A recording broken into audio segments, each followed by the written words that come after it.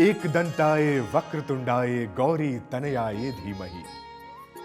गजेशानाय भालचंद्राय श्री गणेशाय धीमहि। नमस्कार, मैं रूपक महागणाधिपति गणेश के एक नए एपिसोड में आपका स्वागत करता हूँ। नमस्कार, मैं अपेक्षा गणेशोत्सव के 5वें दिन महागणाधिपति गणेश के 5वें एपिसोड के साथ आपका स्वागत करती हूँ।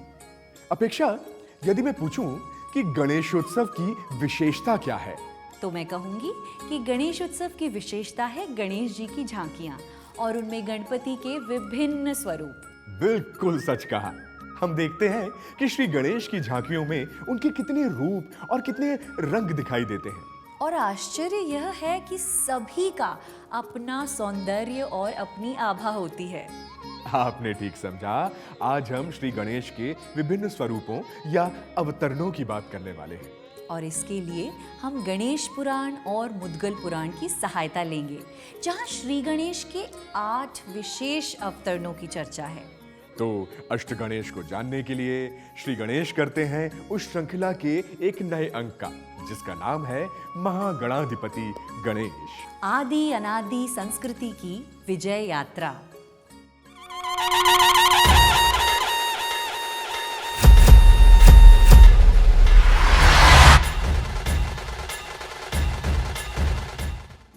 गणेश पुराण और मुद्गल पुराण के अनुसार गणेश के 8 विशेष अवतार हैं।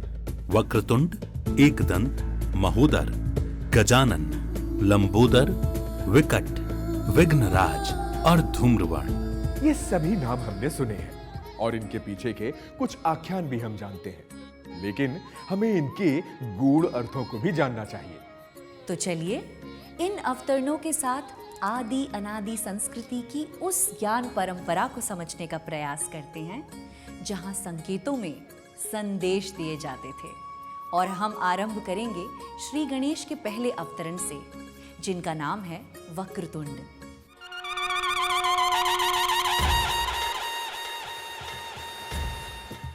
वक्रतुंड, जिनकी सूंड वक्र है या घुमावदार है। आख्यान के अनुसार देवराज इंद्र की एक भूल से मत्सरासुर का जन्म हुआ।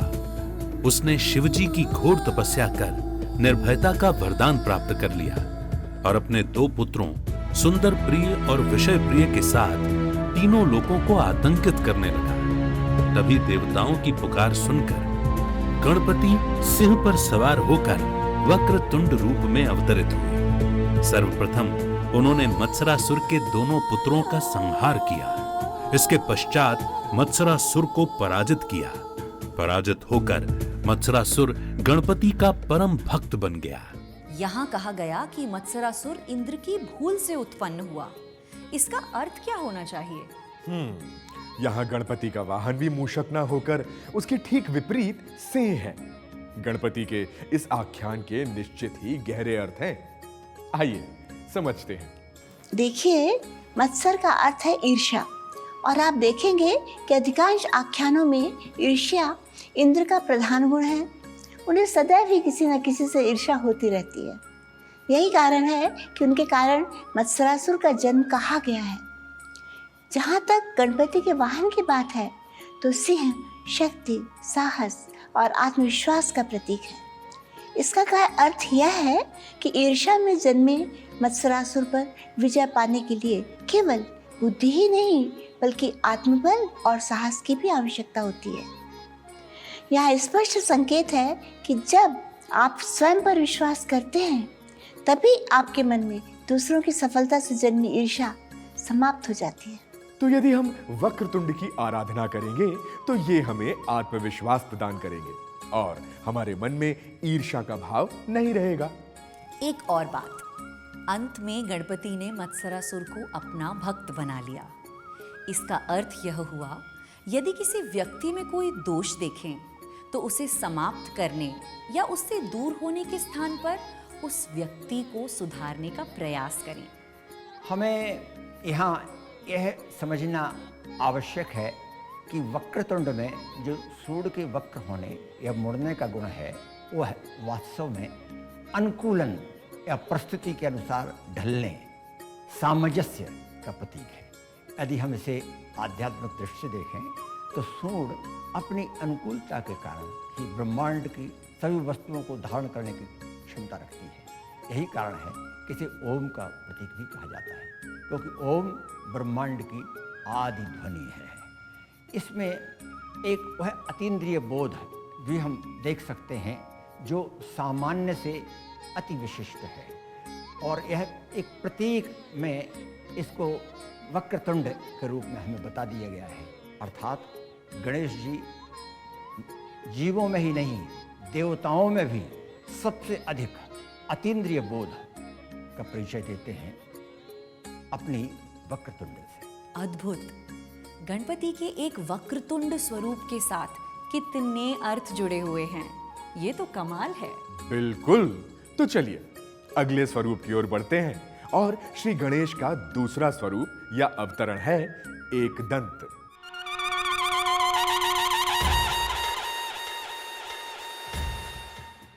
श्री गणेश के एक दंत रूप से कई आख्यान जुड़े हुए हैं। एक प्रचलित आख्यान के अनुसार मदासुर नामक राक्षस को मारने के लिए भगवान गणेश 4 भुजाओं, विशाल उदर और गजमुख के साथ एक दंत रूप में प्रकट हुए।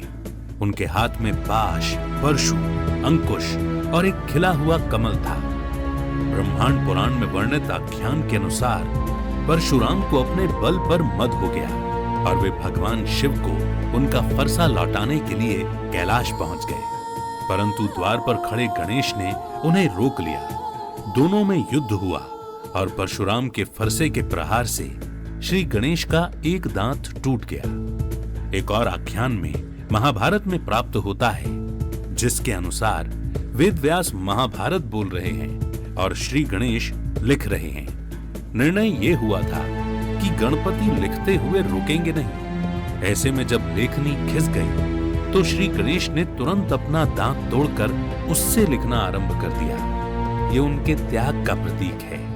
एक आख्यान मैंने भी सुना है, जिसके अनुसार गणेश ने अपना दांत तोड़कर चंद्रमा पर मार दिया था। पूछिए क्यों? क्यों? वो इसलिए क्योंकि एक बार चंद्रमा श्री गणेश को चूहे पर सवारी करते देख उन पर हंस दिए थे। तो क्या यही कारण है कि गणेश चतुर्थी पर चंद्रमा को देखना उचित नहीं माना जाता? बिल्कुल संभव है। यदि चंद्रमा से जुड़े एक दंत के इस आख्यान में ऐसे अर्थ हैं, तो निश्चित ही अन्य आख्यानों में भी कई अर्थ छिपे होंगे। आइए जानते हैं। पहली बात तो ये कि मदासुर हो या भगवान परशुराम का मद या अहंकार, दोनों ही आख्यानों का संकेत यही है कि गणेश ने एक दंत स्वरूप में मद या अहंकार को नष्ट किया। लेकिन बात बस इतनी ही नहीं है कि यहाँ गहरा अर्थ उनके एक दंत होने या दांत तोड़कर चंद्रमा को मारने या कलम बनाकर लिखने में है। वास्तव में एक दंत का टूटा हुआ दांत त्याग और विनम्रता का प्रतीक है। यह हमें सिखाता है कि अहंकार रूपी असुर को नष्ट करने के लिए हमें अपने मैं वाले भाग का त्याग करना ही पड़ता है। एक दंत रूप में गणेश जी हमें यह नहीं कहते कि अपनी शक्तियों को छोड़ दो, वे कहते हैं कि अपनी शक्तियों का अहंकार छोड़ दो, क्योंकि जब शक्ति विनम्रता के साथ जुड़ती है तभी वह मद का नाश कर सकती है। एक दंत को एक और दृष्टि से देख सकते हैं। यदि मानव व्यक्तित्व को हम 2 वर्गों में बांटें तो मानव के पास भावनाएं हैं और विवेक है। यदि गणपति के 2 दांतों की बात करें तो यहाँ एक दांत ज्ञान या विवेक का प्रतिनिधित्व करता है और दूसरा भावना का प्रतिनिधित्व करता है। ऐसे में टूटा हुआ दांत यह बता रहा है कि मानव को पूर्णता प्राप्त करने के लिए ज्ञान या बुद्धि विवेक से अपनी भावनाओं को तोड़ना होगा, या कहें उन पर विजय प्राप्त करनी होगी। और ये होगा कैसे? एक दंत के आवाहन से, उनकी पूजा और प्रार्थना से, और अंत में उनकी कृपा से। रूपक, तुम्हें नहीं लगता है कि आदि अनादि संस्कृति में प्रतीकों के माध्यम से ज्ञान को कितने सहज ढंग से आगे बढ़ाया गया है? बिल्कुल अपेक्षा, और भगवान गणेश तो जैसे इस भाषा के मुख्य पात्र हैं। उनके एक एक स्वरूप में अनेकों संकेत और संदेश छुपे हुए हैं। तो चलिए श्री गणेश के अगले स्वरूप की ओर चलते हैं। और श्री गणेश का तीसरा अवतरण है महोदर, अर्थात बड़े उदर या पेट वाले।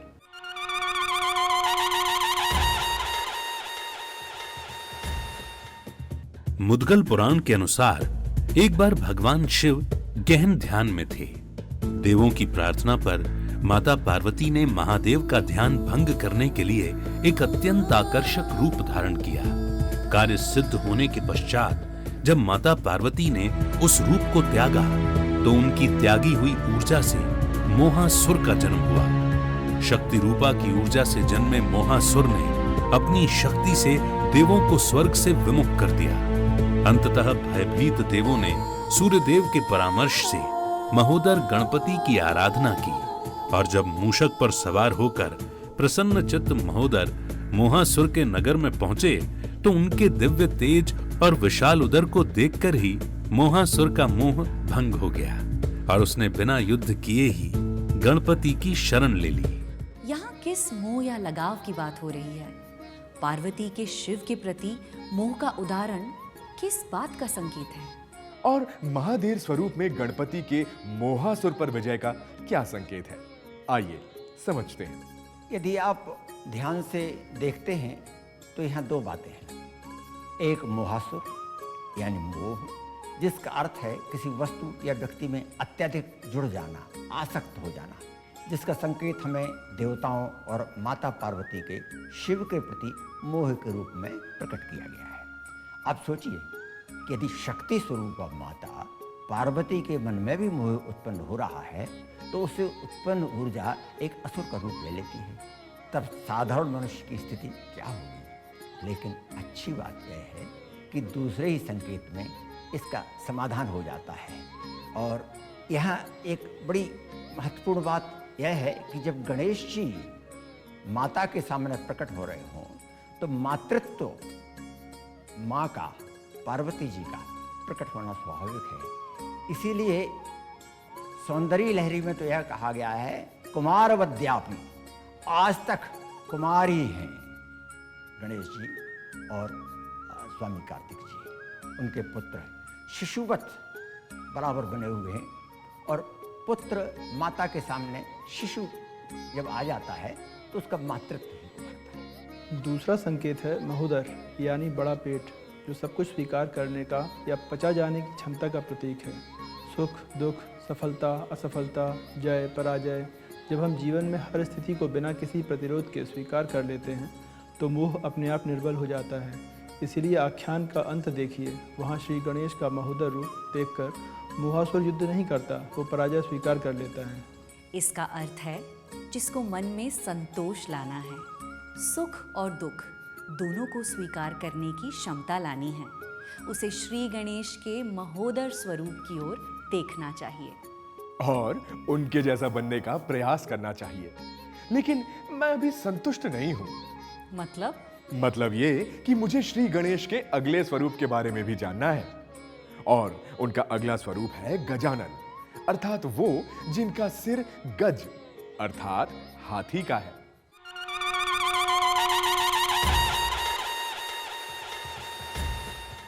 मुद्गल पुराण के अनुसार एक बार देवताओं के कोषाध्यक्ष कुबेर शिव और पार्वती का आशीर्वाद लेने कैलाश पहुंचे, परंतु एक क्षण के लिए उनके मन में माता पार्वती के प्रति दूषित भाव आ गए। उन्होंने अगले ही क्षण घृणित विचार त्याग दिए और माता से क्षमा मांगी, परंतु कुबेर के मन में जागी नकारात्मक ऊर्जा ने राक्षस लोभासुर का रूप ले लिया। शुक्राचार्य के मार्गदर्शन में उसने शिव की आराधना कर अत्यंत शक्ति एकत्र की और देवताओं पर विजय प्राप्त कर ली। इतने पर भी उसका लोभ समाप्त न हुआ और उसने कैलाश पर्वत पर अधिकार करने का निर्णय लिया। तब ऋषि रैभ्य ने भगवान गजानन का आह्वान किया। गजानन अपने वाहन मूषक पर सवार होकर लोभासुर से युद्ध करने पहुंचे, परंतु उनका शक्ति स्वरूप देखकर लोभासुर ने पराजय स्वीकार कर ली। गजानन का हाथी जैसा सर विशाल बुद्धि और विवेक का प्रतीक है, जो हमें यह समझने में सहायता करता है कि वास्तविक सुख लोभ में नहीं वरन संतुष्टि में है। गजमुख में बड़े कान और छिपा हुआ या छोटा परंतु चौड़ा मुंह भी है। यहाँ बड़े कान अधिक सुनने अर्थात ज्ञान अर्जित करने का प्रतीक है और छोटा मुंह कम बोलने का प्रतीक। यदि हम मुंह को आनंद लेने की स्वाभाविक मानवीय इच्छा का प्रतीक मान लें तो उसका छिपा होना बताता है कि गजानन उस पर नियंत्रण प्रदान करते हैं। गजमुख में दिख रही आँखों की विशेषता होती है कि वो चीज़ों को बड़ा और स्पष्ट देख सकती हैं। इनके द्वारा एक बार फिर गजानन आपको जीवन की वास्तविकता को देखने में सहायता करते हैं। इसका अर्थ है, यदि हम गजानन की आराधना करेंगे तो हमारी बुद्धि और विवेक में वृद्धि होगी और हम संतुष्ट अनुभव करेंगे। रूपक, मैंने सही कहा ना? अपेक्षा का संकेत मैं तो समझ गया हूं, तो मैं अभी के लिए संतुष्ट हो जाता हूं। लेकिन आप भी जानते हैं और मैं भी, हमें अभी श्री गणेश के 4 और स्वरूपों के बारे में बात करनी है और उनके साथ जुड़े अनेकों संकेतों को समझना है। लेकिन उसके लिए आपको देखना होगा कल का अंक हमारे साथ केवल वीर भारत पर। तब तक अपना ध्यान रखिए और देखते रहिए महागणाधिपति गणेश, आदि अनादि संस्कृति की विजय यात्रा। अभी के लिए नमस्कार।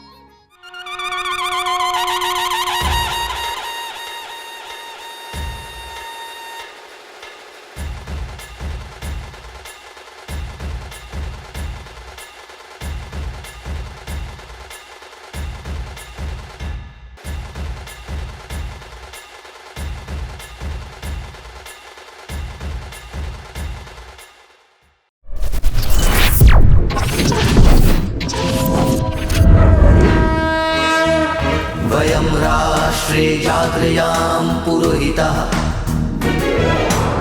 हम राष्ट्र आराधक भारतवर्ष को जागृत और जीवंत बनाएं। युग युगीन भारत के कालजयी महानायकों की तेजस्विता की गौरव गाथा